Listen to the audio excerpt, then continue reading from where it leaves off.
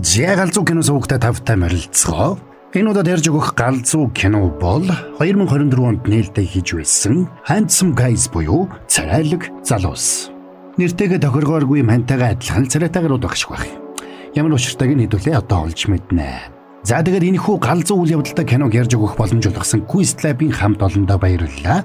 Манайхан description хэсгээс ороод Instagram, Facebook-ээр нь илүү дэлгэрэнгүй мэдээлэл авцгаах нь биз. Галзуу мэдрэмжийг галзуу боддоор мэдрэхийг хүсвэл Quizlab-ыг зорин шүү дээ.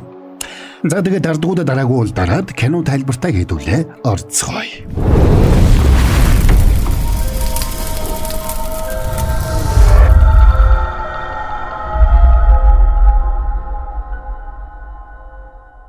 За, лигч алдартай гольфчин сураггүй алга болсон тухай мэдээ цацагдж байгаагаар кино эхэлнэ.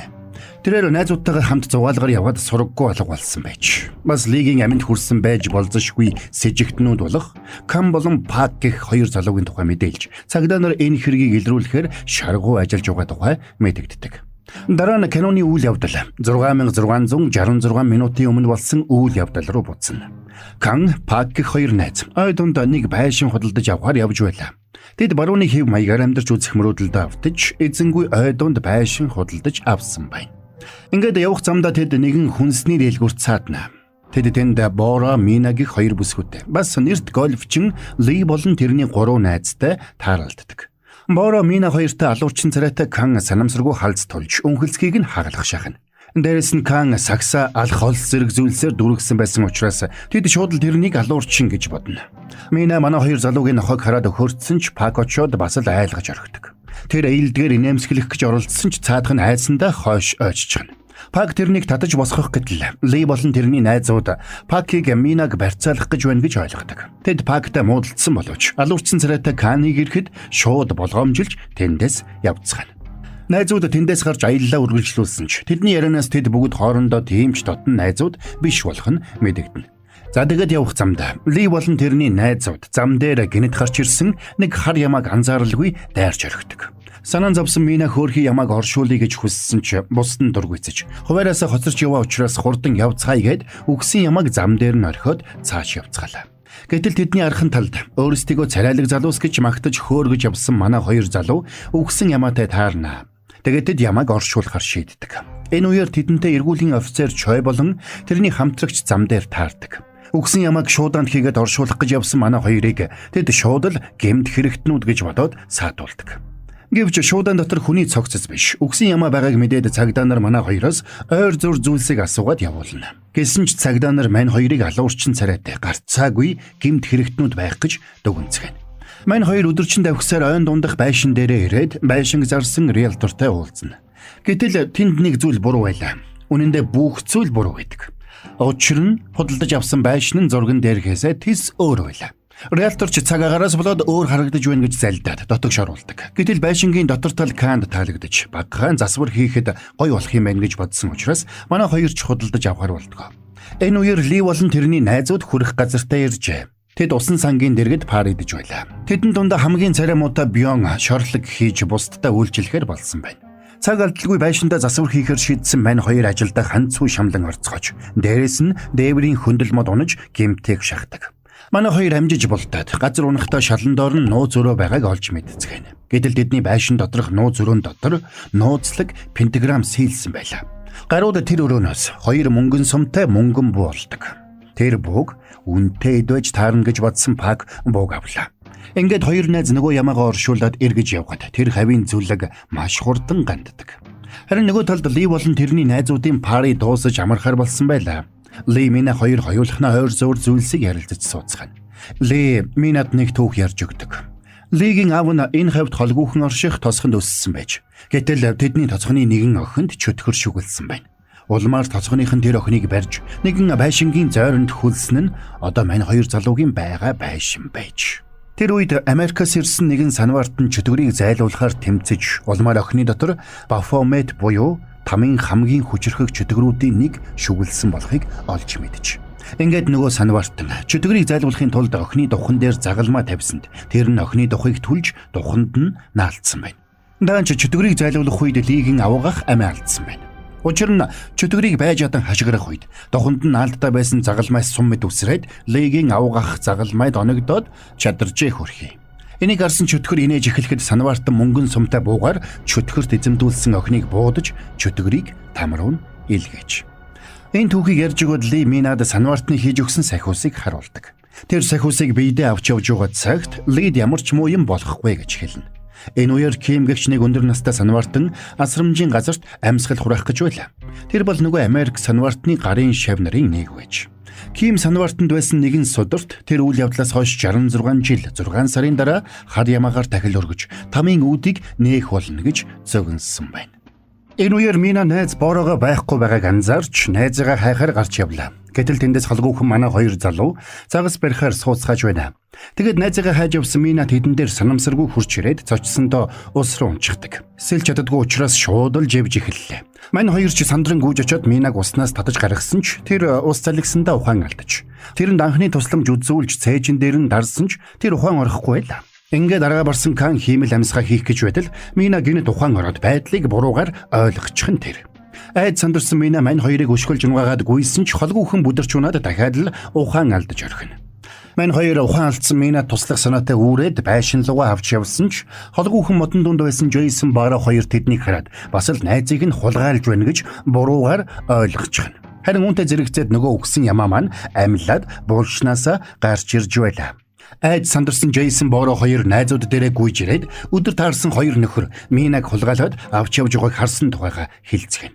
Ли сандарч цагдаа дуудах гэсэн боловч удсаа Минад өгөөд явуулснаа саналаа. Гэтэл утсан дээр нь тэрний хүмүүст үзүүлж болохгүй янз бүрийн зураг бичлэгүүд байжээ. Тэр нь олон нийтэд тарах юм бол нэр хүнд нь жижиг болно гэдгийг ойлгосон Ли өөрсдөө эхлээд Минаг аврахаар шийднэ. Тэгээд тэд Бёнгийг цагдаа дуудахаар явуулаад өөрсдөө гартаа тарсан бүхнээ бариад мань хоёрын байшин руу хөдлөлөө. Энэ үеэр царайлаг хоёр Лигийн утсыг үзээд тэнд байсан зураг бичлэгнүүдийг зарах юм бол хэрэг мөнгө олж болох вэ гэдгээ ярилцаж байдаг. Харин цагдаа дуудахаар давхиж байсан Бёнгийн өмнө булшнаас босож ирсэн ямаа гарч ирээд бас л дайруулж орхино. Гэтэл нөгөө ямаа өгөхийн оронд харин ч Бёнг руу дайрлаа. Аз улахад Бёнг машинаасаа эсэн мэнд гарч найзууд руугаа зугтаадаг. Маргааш нь болж Минаг сэргэхэд тэрнийг аяны хүнжилд унтуулсан байлаа. Мина сэмхэн босож тэндээс зугтахаар явсан ч замдаа хоол хийхэр хөглж байсан Кантай таарчихдаг. Мина Кангаас айж байшингаас зугтаж гарах гэсэн боловч үүдэн дээр Пактай халз таарна. Аимшигтай алуурчдын гарт оржээ гэж бодсон Мина байшингийн гол багныг тэрч ам аврахыг гуйн хашгирч эхэлсэнд манай хоёр тэрнийг арай ихийн тайвшруулад тэрнийг алах нь бүхэл харин ч амийг нь аварсан гэдгээ хэлцгэн. Учрыг ойлгосон Мина тэднээс уучлал гуйгаад хамтдаа өглөөний цай уухаар боллоо. Ингээд тэдэнтэй ярилцаж байхдаа Мина мань хоёрыг гачин царайтай л болохоос сайн залуус болохыг нь ойлгодог. Энэ үеэр Ли болон тэрний найзууд манай хоёрын байшингийн гадаа ирсэн байлаа. Найзууд нэгийгээ байшин руу нууцаар явуулж. Тэрнийг байшинд ойртож ирэх үед Пак мод хөрөөдөж байсан бол байшин дотор Кан Минаг хүчрхийлж байх шиг харагдана. Гэвч үнэн хэрэгтээ тэр хоёр аяг угаах гэж эрзэнэн бэлээ булаацалдан ноцолдож байлаа. Гэтэл мод таарч байсан Пак санамсаргүй зүгийн үрийг дундуур нь хувааж орхисноор зүгийнхнүүдийн дайралтад өртөж цагилгаан хөрөөгөө барьсан чигээрээ хар хурдаараа зугтсанд Лигийн найз өөрийг нь хөөж байна гэж бодоод хар хурдаараа зугтлаа. Тэр бүхнийг холоос харж байсан найзууд нь Пак найзыг нь алахаар хөөж байна гэж бодноо. Гэтэл зүгийнхнүүдээс зугтаж ухаан жолоогүй гүйж явсан Пак найзуудын нуугдж байсан газар руу чиглээд ирсэнд цаадуул нь айсандаа чарлалдаж ойр руу зугтцгаана. Найзуудаасаа үлдэж хоцорсон Боро айсандаа замаа харалгүй гүйж яваад нэг том модыг мөргөж орхисонд модны дээр санжигнж байсан том мөчөр дээрээс нь унаад нэвт сүлбэж орхино хөрхий. Энтэй зэрэгцээд мань хоёрын байшингийн зойронд байсан пентаграм гэрэлдэж эхэллээ. Энэ үеэр офицерч хамтрагчийнхаа хамтаар эргүүлд явж байгаад Бёнтой таарахад цаадхан чөтгөр шүглсэн ямааны тухай тэдэнд ярьж өглөө. Мина Кан хоёрыг ярилцаж суух зур болд руу болтлоо зүгийн татгуулсан Пак гаднаас орж ирдэг. Энэ үеэр Ли болон тэрний хоёр найз амиа алдсан Боро дээр ирээд Пак тэрний аминд хүрчээ гэж бодцгоно. Ингээд тэд Лигийн утсуулан Минаг аврахын тулд яралтай шийдэмгий алхам хийхээр шийдлээ. Харин Пак байшингийн гадна Минагийн найзуудыг харсан гэдгээ хэлээд удахгүй хүрээд ирэх байх гэж тэрнийг тайвшруулдаг. Минач найзуудынхаа эртэл байшингаа засахад нь тэдэнд тусалж эхэлнэ. Кан Мина хоёр улам бүр дотносож байгааг анзаарсан Пакд тэдний байга байдал таалагдахгүй. Учир нь дотны ганц найзыгаа алдахыг тэр хүсэхгүй байлаа. Гэтэл тэднийг байшингаа засаж байгааг холгүйхэн модон дундаас Ли хоёр найзтайгаа сэмхэн ажиглаж байна. Тэд Минаг уйлж хүчээр ажил хийж байна гэж бодцгоно. Гэтэл үнэн хэрэгтээ Минагийн нүдэнд модны үртэс орсноос болоод Мина нүдэ арчиж байсан нь тэр байдаг. Дараа нь Мина авс шиг хайрцаг дотор орж хэвдсэнд Кан дээрээс нь зургийг нь авахад найзууд бас л Минаг авсанд хэвтүүлээд тамалж байна гэж бодно. Гэтэл угтаа бол Мина Кангийн хийж байгаа шүүгэн дотор хэвдэж зургаа авахулж байгаа шүү дээ. За ингээд яаралтай хөдлөхгүй бол болохгүй гэж шийдсэн гурван найз хоорондоо ярилцаад Джейсон халаасандаа байсан хутгаа аваад Пакийг алхаар явсан бол нөгөө хоёр нь Кангийг нухахаар явна. Гэвч Джейсон бойтоглож угаад хутгаа унгаж хөлөндөө зоож чангаар хашгирсан ч чихвж зүүсэн байсан Пак тэрнийг анзаарсангүй. Харин нөгөө талд Ли болон тэрний найзыг харсан Кан өндийж босохдоо цагалгааны утсаа ойролцох шалбаг руу унгаж орхисонд тэрнийг нь мдээгүй Ли тэрэн лөө дайрч очоод тогонд захиулаад өөхөдхийн унлаа. Аим шиг адал явдал гэх мэт ямар нэг зохиолоор найз нөхөд хамт олноороо оргож зүгтэх даалгавар биелүүлж хурц ухаан авхаал самбаа шаардсан нөхцөл гал 100 мэдрэмжийг авахыг хүсвэл Quest Lab-ыг зориорой. Quest Lab.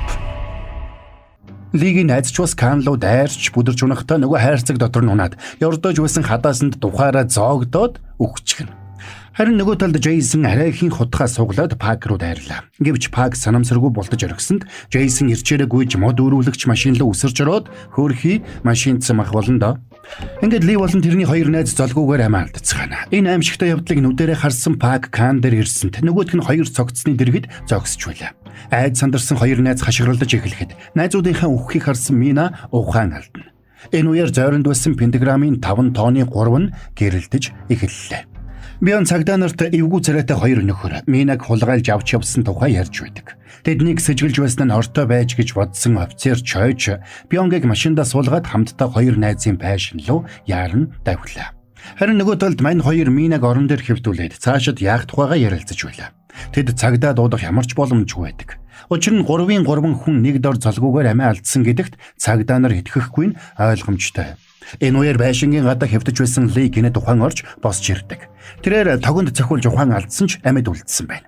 Тиймээс байшингийн зойрон дэх пентаграммын эргэн тойронд 4 биш 3 тооны гэрэл ассан байжээ. Цагдаа нар байшингийн гадаа ирээд хоёр цогцс байгааг олж шууд л мань хоёрыг алуурчид гэж дүгнэдэг. Гэтэл тэдэн дээр Ли хурж ирээд Бионгийг өшгөлж хурдан ирээгүйгээс нь болоод 3 найз нь амиа алдсан гэж уурлана. Ингээд Ли офицер Чойд энэ байшин янз бүрийн урагцангаар дүүрэн гэдгийг хэлэхэд цаадхан нөгөө гурвыг машин руугаа явуулаад ганцаараа байшин руу орохоор болдог. Гэрийнх нь гадаа цагдаа ирсэн болохыг мэдсэн мань хоёр нэг өрөөнд нуугдаад хэний ч аминд хүрээгүй гэдгээ тэдэнд яаж итгүүлэх талаар шивнэлдэж байлаа. Яриаг нь сонссон офицер Чой тэднийг зориуд өөрийг нь төөрөгдүүлэх гэж байна гэж боддог. Ингээд Чой тэдний байсан өрөөний хаалгыг цөм өшгөлж орсон ч хөл нь хаалганд зоогдож өөрийгөө бараг буудах шахна. Ингээд офицер Чой мань хоёрыг газар хэвтүүлж угаад байцаах гэсэн боловч дээврээс нь хадаастай хөндлөвч мод унж ирээд толгойг нь сүлбэж орхидог. Мань хоёр толгойдоо хадаас зоолгосон офицер Чойг үхчихлээ гэж бодсон ч цаадах нь босоод ирнэ. Гэвч азгүй явдал арараасаа тохиолдож хоосон хувинд тээгэлж толгой дээр нь авжуур унана. Ингээд офицер Чой арайхийн хөлөө зүүн байшингаас гарч ирсэн ч унахтаа сумалдаж машина шатааж орхидог. Цагдаагийн машинд гал авалцаж эхэлсэнд мань хоёр сандран галыг унтраах гэж оролдоцгоно. Гэвч усны оронд андуураад шатагч бодис цацаж орхисон учраас гал бүр илүү дүрлзэж машин нь дэлбэрчихнэ. Дэлбэрэлтийн цохилтод ойролцоо байсан нэг тармуур үсэрч арай гэж амтай голтой байсан офицер Чогийн толгойг цохиж зөөл дуусгана. Аз улхад машин дотор байсан хүмүүс амжиж гарч чадсан байлаа. Тэд дэлбэрэлтийн цохилтод өртөж ухаан алдсан байна. Энэ бүх зүйл санамсаргүй болсон гэдэгт хэн ч итгэхгүй гэдэгт мань хоёр итгэлтэй байлаа. Гэтэл энэ үеэр ухаан орсон Ли цагдаагийн бууг шүүрч аваад мань хоёр руу буудаж эхэлсэнд тэд бушуухан шиг зогтож байшиндаа нуугдцгаана. Гэтэл ууралж хэлгэнсэн Бион Ли хоёр манай хоёрын нохойг барьцаанд авч буудулгаад бууж өгөхийг шаардж эхэллээ. Ингээд мань хоёр нохоогоо аврахын тулд арга сэдэж Кан тэднийг хадаасны буугаар саатуулж байх зур нохоогоо сулж авахар болдог. Ингээд Пак нохоогоо аварч ойруу зогтсонд нөгөө хоёр нь ч мань нэрийн хойноос гүйцэтгэв. Энэ үеэр асрамжийн газарт өндөр настай санваартныг сахиж байсан гэлэмма аимшигын кино үзээд сууж байлаа. Гэтэл нөгөө санваартан хөгшин гинэд хашгирч босч ирээд нөгөө гэлэммагийн үнхэлцгийг хаглах төхнө. Санваартан хөгшний зүүдэнд нөгөө Америк ламтан үзэгдэж 66 жилийн дараа гарч ирэх чөтгөрийг ганцхан чийл устгаж чадна гэж хэлжээ. Гэвч манай хүн англи хэл мэдэхгүй учраас юу гэснийг нь ойлгоогүй байдаг. Тэгэд Америк санвартны хэлсэн үгийг сая л гадарлсан хөгшин нөгөө номоо нээж харахад тэнд нь хар ямаагаар дахил өргөсний дараа 5 хүний амиар дахил өргөх тухай бичигдсэн болохыг ойлголоо. Энэ тохиолдолд хүчрхэг чөтгөр Baphomet иргэн ирж нэгэн хүний биед шүглээд дэлхийг бүхэлд нь захирах байлаа. Энэгээр Пакийг барьж авч чадсан Ли Бён хоёр тэрнийг модонд хүлж угаад нэвширтэл нь зодож байдаг. Тэдэн дээр Кам Мина хоёр ирсэнд залуус шууд Кан руу дайрч зодож эхэллээ. Мина тэднийг балиулж маш том эндүүрэл болоод байгааг хэлэхэд тэрнийг харсан Лигийн санаа амарч бушуухан очиж утсаа шүүрч аваад утсаа авах гэж л тэр бүхнийг хийсэн болохоос Мина өөрт нь хамаагүй гэж хэлдэг. Гэтэл Бён гэнтхэн Лиг чулуугаар цохиж унгаад утсыг нь шүүрч аваад зогтчихлаа.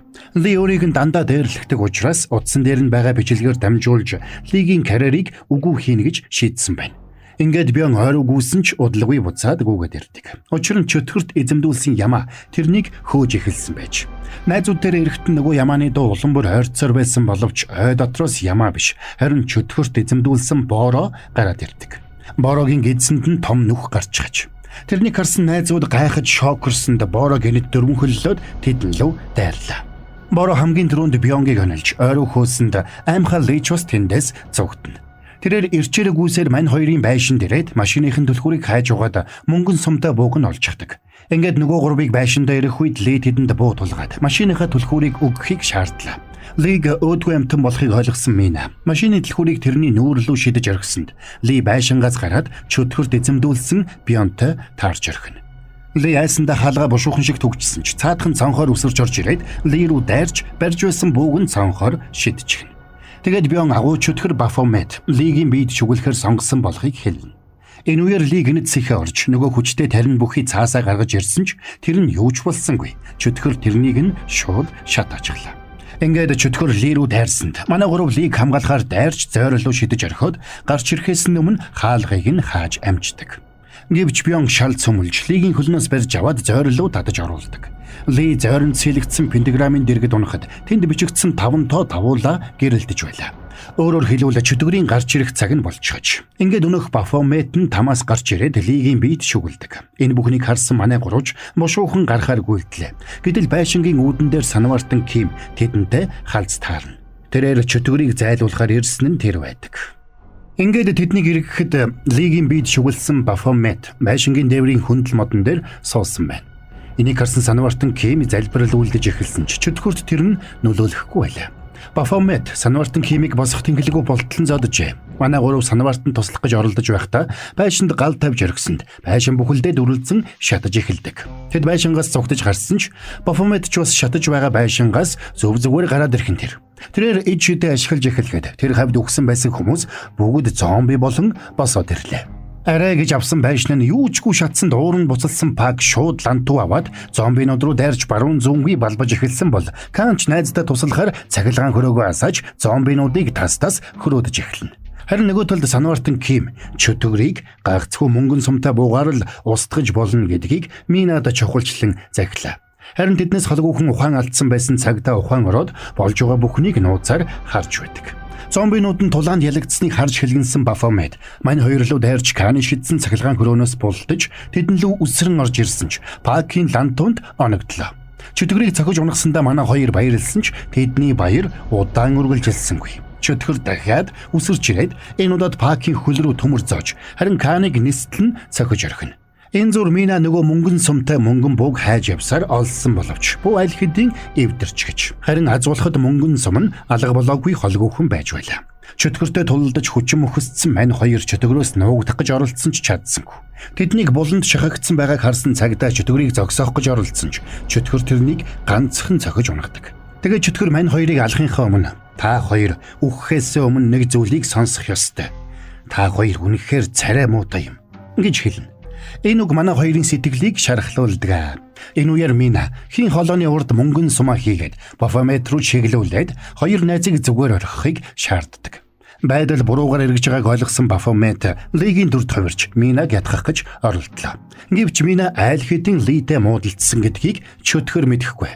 Ингээд Мина чөтгөр рүү мөнгөн сумаар буудахаар гохоод арсан ч юуж болсонгүй.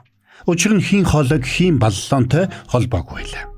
Чөтгөр Минаг шоолж багал зурдаж авсан ч энэ үеэр манай хоёр самбаачлан хийн хоолойг хийн баллонтой холбож амжина. Энийг харсан Минач чөтгөрийн дух руу мөнгөн сумаараа буудсанд чөтгөрийн толгой зад. Чөтгөр лигийн биеийг орхиж тэнгэр рүү нисээд зугдах гэсэн боловч ханаас ч аврах том гар гарч ирээд чөтгөрийг барьж аваад там руу авч одлоо. Энийг харсан бүхэн хайн цочирдцгаана. Ингээд байдал хэвийн болж өөр цайхад мань хоёр залуу Мина цагдаа болон Санвартан Ким нараас бусад бүх хүн амиа алджээ. Энэ үеэр Санвартан Кимийн шидэт сударт бурхан чөтгөрийг дарахын тулд 3 тэнгэрэлчээ илгээсэн тухай бичиг бий болдог. Тэр 3 тэнгэрэлч нь Кан, Пак, Мина 3 шиг царайтай байлаа. Дүрсэлэгдэхэд мань хоёр телевизийн мэдээгээр болсон бүхнийг ярьж өөрсдийгөө хүн амны хэрэгт буруугүй гэдгээ тайлбарлах гэж оролдож байлаа. Бас бүх хэргийг нүдээр үзсэн цагдаа тэдний хэлсэн бүхэн үнэн болохыг хэлж аврах том гар гарч ирээд сатаныг авч явсан тухай ярьдаг. Хэдийгээр тэдний яриа хүн итгэхийн аргагүй байсан ч цагдаагийн машины камерт нэг аврах том гар бичигдсэн байлаа. Энд хүрээд энэхүү галзуу кино маань өндөрлөнө. Мань хэд буруугүй гэдгээ нотолж чадсан болов яасан бол? За энэ түрээд өнөөдрийн галзуу киноны тайлбар маань дуусч байна. Ийм л учиртай царайлаг залуус байжтэй. Юу ч болоод өнгөрчөвдөө тийм ээ. За тэгээд кино тайлбар маань таалагдсан бол яах вэ? Манайхан дараагийн юмнуудад дараад санал бодлоо комент хэсэгт бичиж үлдээгээрэй. За тэгээд энэ киног ярих боломж олгосон Quiz Lab-ийн хамт олондоо баярлалаа. Манайхан хамт олон найз нөхдөөрөө галзуу мэдрэмжийг боддоор мэдрэмээр байвал Quiz Lab-ыг зорьцоогоорой. За тэгээд дараагийн бас нэгэн галзуу киноны тайлбараар хэдүүлээ тун удахгүй эргээд уулзнаа. Тэр болтол түр бай.